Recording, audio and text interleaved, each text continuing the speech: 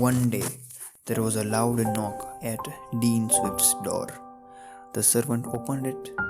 A man who was outside handed her a fine duck that had lately been killed and said, "Here's a present for the Dean. It's from Mr. Boyle." Then, without another word, he returned and walked away.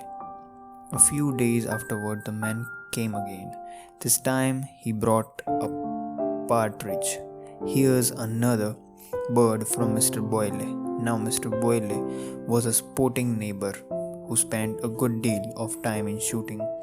He was a great admirer of Dean Swift and took pleasures in sending him presents of game. The third time, the man brought a quail. "Here's something else for the Dean," he said roughly, and tossed it into the servant's arms. The servant complained to the master.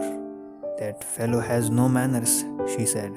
"The next time he comes," said the Dean, "let me know, and I'll go to the door." It was not long until the man came with another present.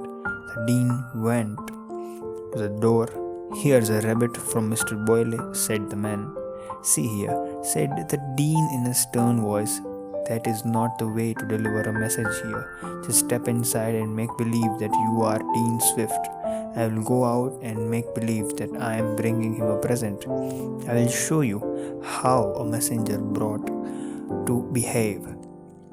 "I'll agree to that," said the man, and he stepped inside.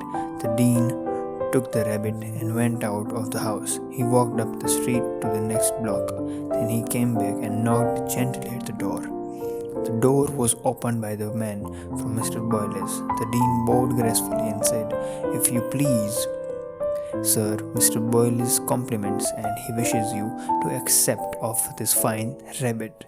"Oh, thank you," said the man very politely. Then, taking out his purse, he offered the Dean a shilling. "And here is something for your trouble." The lesson in manners was not forgotten. For always after that, the man was very polite when he brought his presents, and the Dean also took the hint, for he always remembered to give the man a tip for his trouble.